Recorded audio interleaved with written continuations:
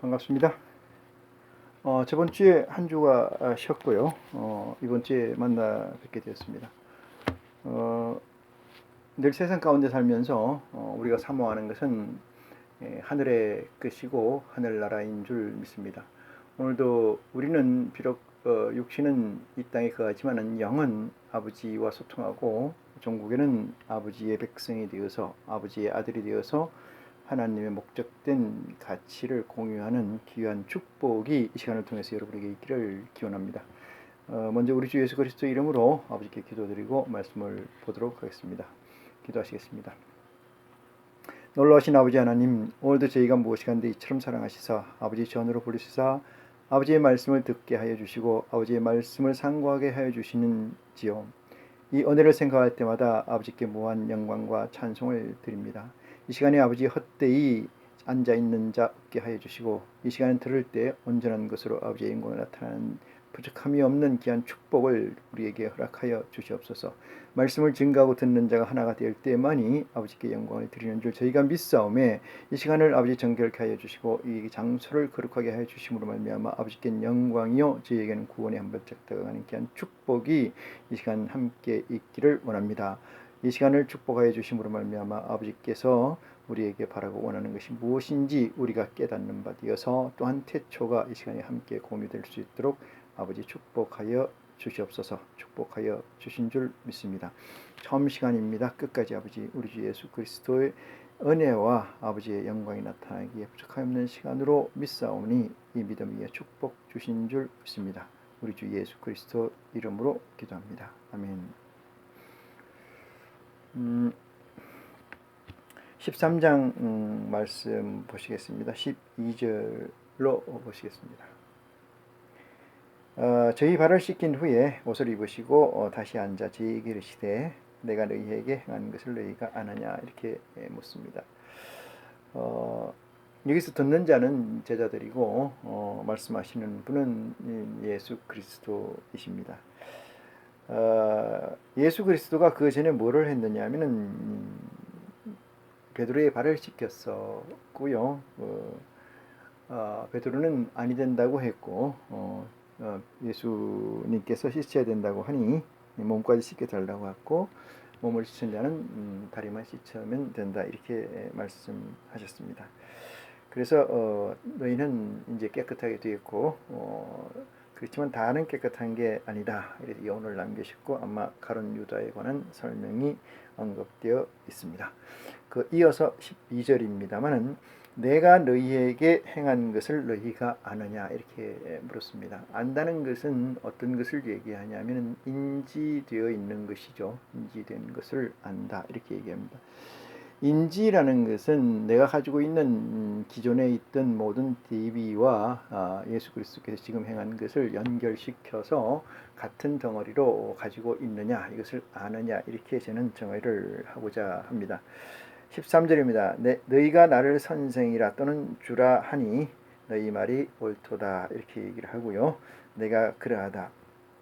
내가 주와 또는 선생이 되어 너희 발을 씻겼으니 너희도 서로 발을 씻기는 것이 옳으니라 이렇게 얘기를 했고요. 서로 발을 씻긴다 이 얘기는 서로 뜨기를 원한다 이런 얘기죠. 어디에서? 이 땅에서. 그죠? 발을 씻기는 것은 몸이 다 씻고 나서 이 발은 어디에 닿고 있다? 땅에 닿고 있기 때문에 땅에 닿는 것은 땅에 닿아서는 안 된다 이렇게 말씀을 하고 계십니다. 제가 기도 시간에도 기도에 잠깐 말씀드렸습니다만은 우리는 육신은 이 땅에 있지만은 영은 하늘나라에 있는지라 늘상 몸이 하늘과 땅에 브릿지 연결되어 있는 상태에 있을 수밖에 없습니다. 언제까지? 그리스도의 재림하는 날까지 그렇습니다. 그러니까 몸이 가벼워야 올라가지 않습니까? 여기서 간다고 하니까 이 땅에서 해발 몇 미터 위로 올라간다 그런 개념이 아니고 여기서 위라는 것은 디멘션을 얘기하는 거예요.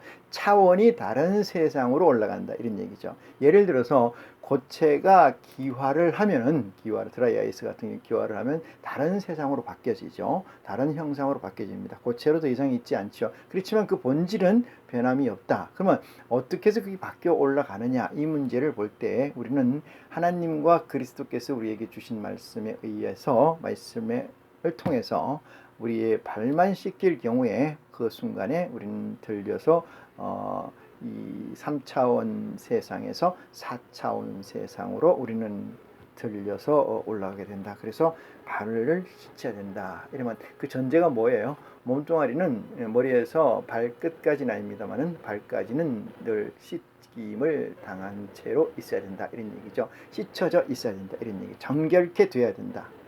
부정한 게 없어야 된다. 이런 얘기죠.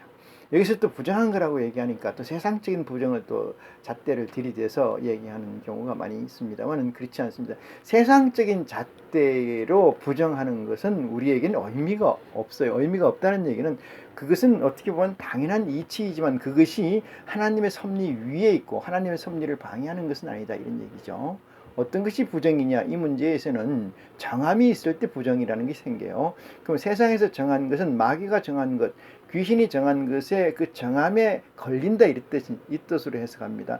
이 세상은 우리 주 아버지께서 창조하시고 아버지가 우리에게 주신 거로 말미암아 모든 것이 이 세상에서 자유한 겁니다. 누가? 우리가. 어떤 사람이 예수를 그리스도라고 인정한 자들에게는 다 자유한 거예요.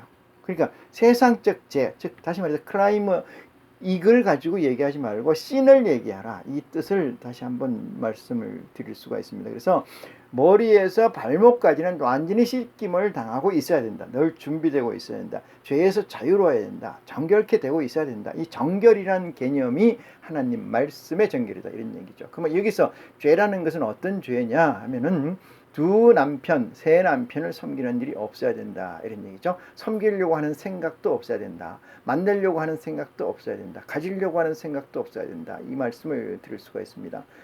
제 설교를 쭉 들으신 분들은 이 얘기가 무슨 얘기인 줄 알겠습니다만은 세상 끝을 아버지 것보다 더 귀히 생각하거나 급히 생각하거나 앞서 생각하는 모든 것들은 우상이고 그것은 간음이라고 이해해도 좋다. 이렇게 말씀을 드릴 수가 있습니다. 그래서 본문 말씀 보시면은 15절에 내가 너희에게 행한 것 같이 너희도 행하게 하려 하여 본을 보였느니라. 그래서 너희가 서로 그렇게 해라 이런 얘기죠. 주님께서 발을 씻긴 것은 어떤 거냐면은 상징적 의미다 이렇게 말씀을 드릴 수가 있어요. 여기서 베드로가 발을 씻었어요. 발을 씻으면 뭐요? 머리끝에서 발끝까지가 클리어 된 거 아니겠습니까? 온전케 된 거 아니겠어요? 순수하게 된 거 아니겠어요? 그러면 어떻게 들림받아 올라가야 되죠. 올라가야 되는데 그대로 있지 않습니까? 이것은 상징성이야. 너희에게 본을 보였느니라 이렇게 얘기하잖아요. 그래서 15절 끝에 본을 보였느니라 이렇게 합니다. 그래서 예수 그리스도 가고 난 다음에 어떻게 돼요? 우리끼리 발을 씻기는 일이 계속해서 반복되고 있어야 된다. 그 씻김이 몇 퍼센트의 씻김인지 모르겠습니다만은 하여튼 씻김을 계속 해야 된다, 해줘야 된다는 얘기죠. 그래서 깨어 있으라 이렇게 말하는 메시지 또한 여기에 부응한다 이렇게 말씀을 드릴 수가 있습니다. 16절입니다.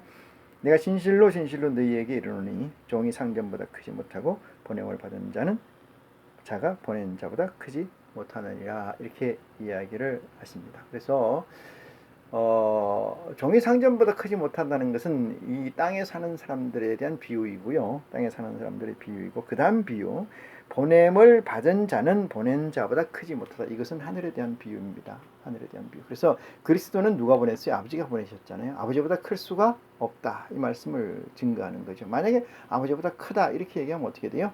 그것은 반역이죠. 반역. 이것은 거역이잖아요. 거역. 그래서 세상에서는 이런 일들이 비일비재하죠. 이 반역과 배반이라는 것이 어떤 것이 반역이고 어떤 것이 배신이라는 것은 그리스도가 3년 공생애 동안 너무나 잘 보여주셨어요. 우리에게. 그래서 그리스도가 하신 것을 면밀히 살펴보면은 그리스도는 한 번도 자신을 나타낸 게 아니고 자신의 의지를 피력하려고 한 게 아니고 아버지의 의지, 아버지의 메시지를 전달하려는 데 노력했다. 이것을 우리는 서번트 리더십이다 이렇게 얘기를 하는데 이것을 한 발짝 더 나가서 얘기를 드리면은 이것을 써놔도 리더십이다 이렇게 말씀을 드릴 수가 있습니다. 리더십이라는 것은 내게 있는 것이 아니고 모든 오퍼레이팅 시스템이 내게 있는 게 아니죠. 그 OS가 내게 있는 게 아니고 어디 있어요? 저기 위에 있는 거죠. 다른 곳에 있는 거고 거기서 통제를 받는 것이 나다 이렇게 얘기를 해요. 왜 그럴까요? 나보다 그것이 크기 때문에 그렇습니다. 나보다 그것이 크기 때문에. 얼마나 크다? 크다는 확정이 있기 때문에 그렇습니다. 인간은 얼마나 계산적인 동물인지 모릅니다. 그래서 크고 작고를 비교하고 좋고 나쁘고를 가르고 그 다음에 옳고 그릇된 것을 악을 분별하는 자만이 하나님의 가치, 그리스도의 가치를 인정하는 귀한 축복이 그 분들에게 있다는 사실을 명심해 주시기를 바랍니다. 17절입니다. 너희가 이것을 알고 행하면 복이 있으리라 이랬어요. 알고 행하면 복이 있다는 게 모르고도 행할 수는 있다는 얘기가 줍니다. 근데 알고 행한다는 건 의도된 가치를 더 가치화 가속시킨다 이 뜻이죠. 가속시킨다. 어떤 사람이 부산을 가는데 부산을 내는 어떤 특별한 목적이 있어서 가지만 그 사람은 다른 목적이 있어서 대구까지 갈 수도 있죠. 그죠? 대구까지 가는 길은 그 사람과 같이 있을 때는 같이 갈 때는 복이 있지만은 내려서는 의미 없는 거고 같이 가는 길까지 가더라도 그 앞에까지 가더라도 그 사람은 복이 있다. 그죠? 복이 있는데 알고 행하면은 구원이 있는 거죠. 구원. 예수님은 여기 복이 있다고 얘기했습니다만 복이라는 것은 영생을 얘기합니다. 영생. 인간에게 제일 제한적인 가치, 인간이 극복 못하는 가치가 뭐있냐? 인간들 극복 못하는 게 생명입니다. 생명의 영속성입니다. 생명의 영속성. 그게 끊어지기 때문에 그렇습니다. 육체가 끊어지기 때문에 여기에서 자유로운 자가 없어요. 그래서 복이라고 하는 것은 성경적 복, 핵심은 코아는 영생입니다. 근데 영생이 여러 가지가 있다면 제일 우선된 영생은 하나님의 아들로서 하나님의 권속으로서 영생을 하게 된다. 이 사실이 최고의 가치이고 이 최고의 가치에 도전하는 여러분과 저만이 최고의 가치를 아는 사람이다. 이렇게 얘기를 드릴 수가 있고 이런 사람들을 하나님은 찾으신다. 이렇게 말씀을 요한복음 4장에 기록하고 있습니다. 18절입니다. 내가 너희를 다 가리켜 말하는 것이 아니라 내가 나의 택한 자들이 누구인지 알미라. 이렇게 합니다. 나의 택한 자들이 누구인지 알미라. 그러나 내 떡을 먹는 자가 내게 발꿈치를 들었다는 것을 응하게 하려 하는 것이라. 이 내 떡을 먹는 자 이랬어요. 예수님께서 뭐라고 얘기하시냐면은 내 떡과 내 피를 마시라 이렇게 얘기했죠. 먹고 마시라 이렇게 했는데 여기서 떡이라는 건 뭐 텍스트 복음 이 말씀을 얘기합니다. 복음. 이 말씀이 복음이 성령의 도우심, 다시 말해 진리의 성령의 도우심으로 먹어야 된다 이 말이에요. 그것이 피죠. 그것이 피. 성령은 피예요. 그 피가름이라는 얘기가 구약에 많이 나옵니다만은 성령은 피인데 이 성령이 어떤 성령이냐 하면은 진리의 성령이라고 픽싱돼 있죠. 지금 그 14장 이후에 그 얘기가 많이 나올 텐데 진리의 성령, 하나님 나라에서 보냄을 받은 사람을 성경 사자 또는 천사 이렇게 얘기합니다만 우리는 앞으로는 사자 천사가 아니고 성령이라 하고 우리가 받아야 될 성령, 우리가 함께 해야 될 성령, 우리가 영원히 함께 해야 될 성령은 only one 하나인데 그 성령이 뭐냐? 진리의 성령입니다. 여러분은 신유의 은사, 치료받고 이러는 거죠. 기적, 능력의 은사, 예언의 은사, 모든 은사가 지금 폐한 시대고 지금 우리가 구하고 바라고 원해야 되는 기도해야 되는 성령은 진리의 성령 외에는 없다는 사실을 명심하시길 바랍니다. 지금도 예수님께서 병자를 낫고셨다는 신유의 은사를 내가 받기를 원한다. 그 성령을, 그 영을, 그 신을 받기를 원한다고 하면은 지금 그 사람은 잘못된 거다 이렇게 얘기해 드릴 수가 있습니다. 지금 예언의 은사를 가지고 있다. 그것도 잘못된 거죠. 지금은 어떤 은사를 우리는 언어를 성령을 받아야 되냐? 그것은 진리의 성령 이것 외에는 구원이 없다는 사실을 명심하시기 바랍니다. 이 문제는 여기에 관해서는 14장에서 16장까지 상세하게 다룰 거니까 거기서 보시기로 하고, 그래서 떡이라는 것은 텍스트, 이 복음 자체를 말합니다. 떡이라는 것은 떡을 어떻게 성령이 끼지 않은 상태에서 먹는 것을 떡만 먹는다 그래요. 떡만. 성령이 끼지 않은 상태. 진리의 성령이 끼지 않은 상태에 먹는 거.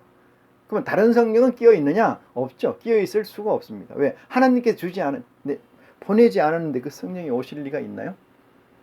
예수 그리스도 이후, 예수 그리스도가 십자가에 못 박히시고 하나님의 우편에 앉아 계신 이후의 역사에서, 이후의 시간값에서 우리는 하나님께서 우리에게 이 땅에 보내시는 성령은 유일무이하게 뭐밖에 없다는 거예요. 진리의 성령밖에 없다고 확정하셔야 됩니다. 물론 그 전에 그 12제자들이 마가의 다락방에서 받은 불같은 성령 같은 경우는 예언되어 있거나 미리 약속되어 있는 건 아닙니다만 그 성령은 심판, 다시 말해 책망의 성령이었다 이렇게 볼 수가 있습니다. 그러면 지금은 진리의 성령만이 성경에서 우리에게 주장할 수 있다. 그러므로 지금 우리가 바라고 하는 것은 아무 다른 성령이 아니고 진리의 성령에 관한 것이다 라고 말씀드릴 수가 있습니다. 19절입니다. 지금부터 일이 이루기 전에 미리 너희에게 이름은 일이 이룰 때에 내가 그인 줄 너희로 믿게 하려 함이니라 이렇게 이야기를 합니다. 그러면은 여기서 일이 이루기, 지금 이렇게 얘기하는 것은 일이 이룰 때 내가 너희로 하여금 내 말을 믿게 한다 이 얘기. 여기서 너희는 누굴까요? 너희는 그러면 2000년 전에 예수 그리스도가 이 말씀을 우리에게 주셨는데, 그럼 지금 우리는 그 말을 듣고 있어요. 그럼 베드로일까요? 베드로일까?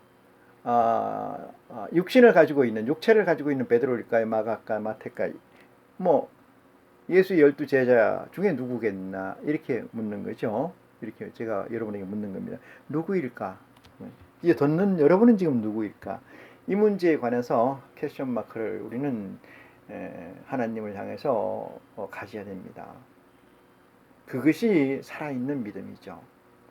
살아있는 믿음. 어떤 사람이 있는데 그 사람을 만져도, 길 가다 사람이 서 있어요. 만져도 때려도 그 사람이 움직이지 않는다면 그 사람은 죽은 사람이죠. 죽은 사람. 하나님께서 우리에게 산 의미는, 하나님께 대해서 우리가 산 의미는 하나님께 대해서 늘 반응하는 거예요. 반응하지 않는 사람은 죽은 거죠. 뭐가 죽었어요? 영이 죽은 겁니다. 영이 죽었느냐 안 죽었느냐 성경을 전달해 보면 알아요. 영이 하나님의 영이냐 하나님의 영이 아니냐는 성경을 전달해 보면 알아요. 지금 여러분 속에 있는 성령이 어떤 성령이 있느냐, 내재해 있느냐, 이것은 말씀의 견주어서 보면 알 수 있다 이렇게 말씀드릴 수가 있습니다. 20절입니다. 내가 진실로 너희에게 이르노니 나의 보낸 자를 영접하는 자나 이랬습니다. 나를 보낸 자, 나의 보낸 자를 영접하는 자는 나를 영접한 것이요, 나를 영접하는 자는 나를 보내신 이를 영접하는 것이다 이렇게 얘기했어요. 같은 것을 반복해서 설명합니다. 하나님의 세계에서는 기획, 생각의 시작 단계에서 플랜이 만들어지고, 플랜이 만들어 집행하라는 것이 뭐예요? 명령과 순종이죠. 이 명령과 순종이 신의 세계에서는, 아버지의 세계에서는 시간값이 제로되어 있습니다. 시간이 존재하지 않는다는 게, 시간만 없느냐, 공간도 제로되어 있습니다. 시간과 공간이 제로니까 뭐예요? 말을 하는 즉시 이루어진다는 거죠. 말을 하는 즉시 그것이 나타난다는 거예요. 근데 우리는 어떻게 해요? 우리는 변화체가 되기 전까지는 아날로그의 존재로 있기 때문에 말과 실행이 나뉘어져 있습니다. 그래서 이게 참 묘한 물건이죠. 어쩌면은 이 인간들은 하나님마저도 통제할 수 없는, 마음대로 할 수 없는 당신의 능력의 한계가 이게 아닌가 이런 생각을 해봅니다. 인간은 아날로그적 존재로 있기 때문에 그런 반면에 영적 가치는 하나님의 가치를 담고 있어요. 그래서 이것이 어떻게 보면은 투톤 내지는 이게 바란스가 안 맞는 것처럼, 바울이 얘기했던 것처럼 오호라 나는 공고한 사람이다 이렇게 얘기하는 거잖아요. 육신으로는 세상의 법을, 영으로는 하나님의 법을 사모한다. 그렇게 충돌하는 거 아니겠어요? 내적으로 끊임없이 어떻게 보면은 이 땅에 존재한다는 이 육체를 가진 우리들은 끊임없는 갈등과 끊임없는 혼돈 속에서 세워가고 있다. 그러면 진리의 성령의 도우심이 있는 우리에게는 어떤 건가? 그것은 보다 더 명확한 그림, 보다 더 명확한 홀로그램적 존재를 확증해야 됩니다. 그렇지 않으면 끊임없이 흔들리게 되죠. 끊임없이. 바울 이상으로. 바울은 누구예요? 성령의 처음 익은 열매의 존재입니다. 그가 오라 나는 공고한 자로다. 이 공고에서 벗어나고 이 세상의 법에서 벗어날 수 있는 유일한 방법은 뭐야? 생명의 성령의 법에 거해야 된다. 생명의 성령의 법에 거해야 된다. 생명의 성령의 법에 거하려면은 어떻게 해야 돼요? 예수 그리스도의 복음을 진리의 성령을 통해서 확정하고 알아야 돼요. 알아서 확정해야 됩니다. 그렇지 않으면 힘들어. 안 된다. 견뎌낼 수가 없다. 영매라고 하는 무당도 마찬가지입니다만 자신의 영과 그 망자의 영이 들어갔다 나왔다 하는 것을 그래서 영매라고 얘기를 합니다만 이 귀신의 집도는 이 사람들이 그 혼란스럽고 살기 힘든 부분, 대가를 많이 받고 이런 부분도 있습니다만 혼란 부분은 두 개의 영 시스템이 왔다 갔다 한다는 데 있어요. 진짜라면. 그래서 내를 믿는, 아버지가 나를 보냈잖아요. 아버지가 보낸 자, 나를 믿는 자는 아버지를 믿는 자고 아버지를 믿는 자는 나를 믿는 자다. 이 논리로 예수님께서 설명을 하고 계십니다.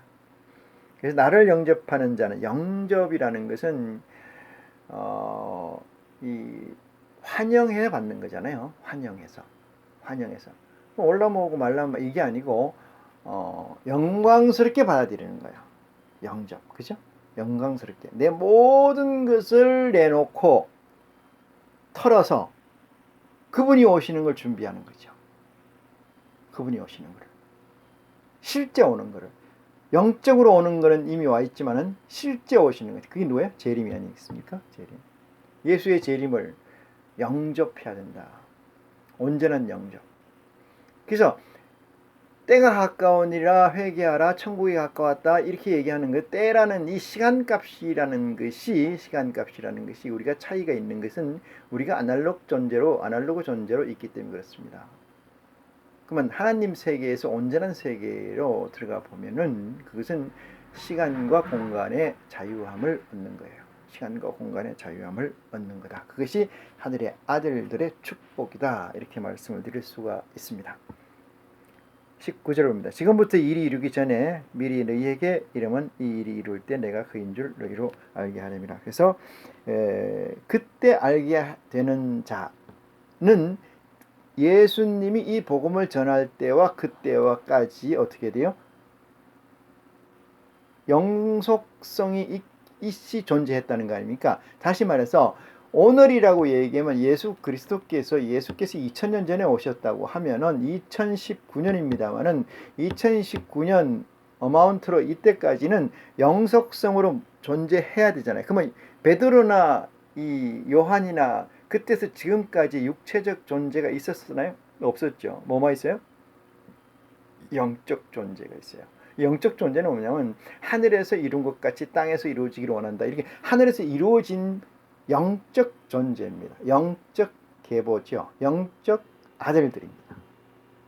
지금 예수님은 말씀하시는 게 우리 보고 얘기하는 게 아니고 살아있는 육체를 가진 베드로 보고 하는 게 아니고 베드로의 입신에 있는 예수 그리스도의 12보좌 중에 한 보좌, 맛보좌를 보고 얘기하는 거예요. 그 영을 보고 얘기하는 거다. 성경은 전부 그렇게 쓰여져 있어요. 예수님은. 이 사실을 여러분 알아야 됩니다. 그래서 우리는 마치 사람을 생각해요. 자꾸 사람을. 우리 육체는 이거 썩어질 거니까 의미가 없어요. 이게 변화체가 안 되면 이 육체는 100% 썩어요. 아브라함도 썩었고 이삭도 썩었고 야곱도 썩었잖아요. 없어졌잖아요. 그렇죠. 뭐만 남아있어? 영은 영존해 있단 말이에요. 지금 키핑돼 있다는 이 얘기죠. 마찬가지입니다. 영은 죽지 않았기 때문에 이 당시 베드로라고 포지셔닝 돼 있는 그 영은 지금 서 있는 그 영이 자라고 있는 거예요. 계속 자라고. 그러면 발을 씻기는 것은 무엇이냐? 아까 얘기했듯이 발을 씻기는 것은 그 영적 또 다른 존재가 있어요. 그게 뭐냐면 하드웨어 육체, 변화체가 될 이 육체입니다. 그 육체들끼리는 그런 일을 해야 된다는 거죠. 좀 난해할 수는 있습니다만은, 예, 그런 일을 해줘야 된다. 그래야 뭐야? 온전체가 돼가는 하늘의 아들들의 영이 거기에 혼인을 하게 된다. 이 말씀입니다. 20절, 21절입니다. 예수께서 이 말씀을 하시고 심령에 민망하여 증거하되 가라사대 내가 진실로 너희에게 이르노니 너희 중 하나가 나를 팔리라 하시니라 했습니다. 너희 중 하나가 나를 판다 이랬어요. 예수 그리스도를 판다는 것은 팔 수 있는 자격이 돼야지 파는 겁니다. 그럴까요? 안 그럴까요? 제가 누차 얘기 드렸습니다만 하나님께서는 마음을 내셔서 시작을 했어요. 그게 태초잖아요. 거기에 플래닝이 되어 있어요. 그게 플래닝 되어 있는데 플래닝에는 엑스트라가 주인공인부터 시작해서 쭉 등장인물이 있겠죠. 배우 액터가. 그 액터들 중에 하나가 누구냐면 유다지. 가론 유다. 여기도 또한 포지셔닝 되어 있는 액터입니다.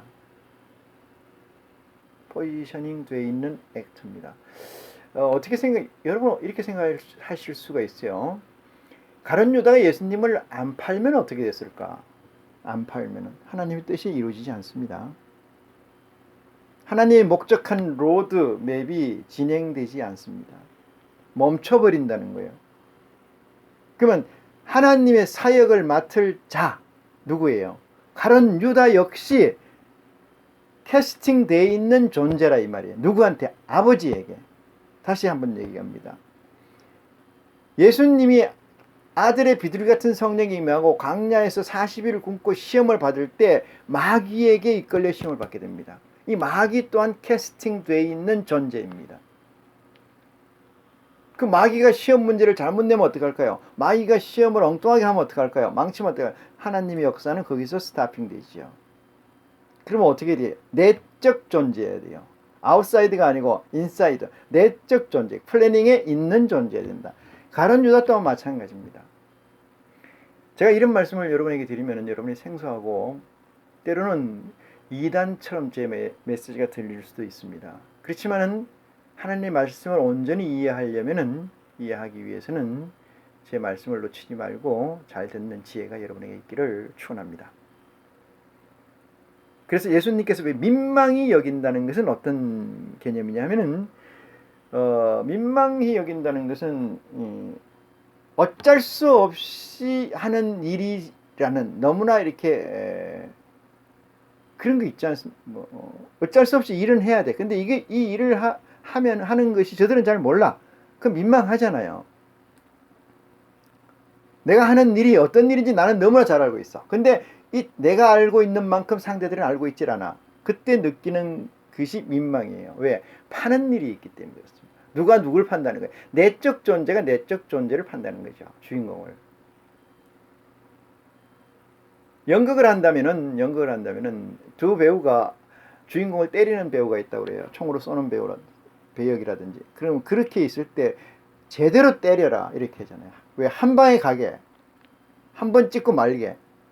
그런데 서로 인지한 상태에서 너무나 잘 인지한 상태에서 살살 때리게 되면 어떻게 돼요? 살살 때리게 되면 효과가 나지 않지 않습니까? 무슨 효과? 극본에서 쓴 효과가 나지 않아요. 그러면 어떻게 해요? 다시 찍지 않습니까? 다시 찍어. 그럴 때 어떻게 생각해요? 서로 민망하죠? 그때 입장이 좀 그렇지 않잖아요. 이때 쓰는 게 민망해요. 아마 그 제일 처음 듣는 얘기인가, 제일 처음이자 제일 최초로 듣는 얘기인 것 같은데, 예수께서 이 말씀을 하시고 심령에 이 말씀은 뭐예요? 나의 보낸 자를 영접하는 자는 나의 보낸 자를 영접하는 자는 하나님을 영접하는 자는 나를 영접하는 것이요. 이랬잖아요. 나를 영접하는 것은 나를 보낸 자를 영접하는 것이다. 하나님을 영접하는 것이다. 이런 얘기예요. 태초에 말씀이 계시니라. 말씀이 다 나를 위해 지어졌다. 요한복음 1장 1절에 기록되어 있는 말씀이죠. 나 외에 나 없이는 된 일이 없다. 이렇게 말씀하는 거와 마찬가지입니다. 그리스도의 세계에서는 누구가 중심이에요? 그리스도가 중심 아니겠습니까? 아브람, 이삭, 야곱 다 누구를 위해서 존재하는 거예요? 기성정결 그리스도입니다. 기성정결 예수 그리스도라는 사실을 믿어야 돼요. 아브라함도 의미가 없고 야곱도 의미가 없고 이삭도 의미가 없고 기성정결 뭐라는 거예요? 의미 없다는 것은 뭐 개념이 아예 없다는 얘기는 아니죠. 결론은 뭐예요? 그리스도라는 거예요. 그래서 요한복음 1장 1절에 그렇게 쓰여져 있잖아요. 지금도 마찬가지예요.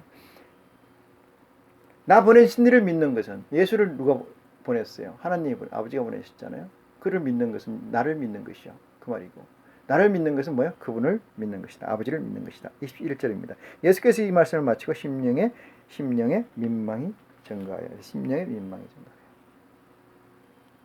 인간적으로 민망한 게 아니다 이거죠. 민망해요.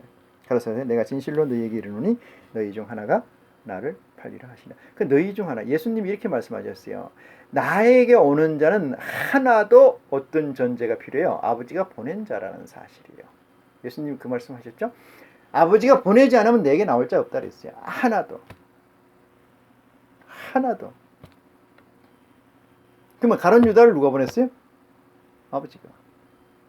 누구에게? 그리스도에게. 그래서 12제자 중에 하나가 된 게 아니겠습니까? 믿습니까? 하나님이 보내신 줄 믿는 축복이 여러분에게 있기를 기도합니다.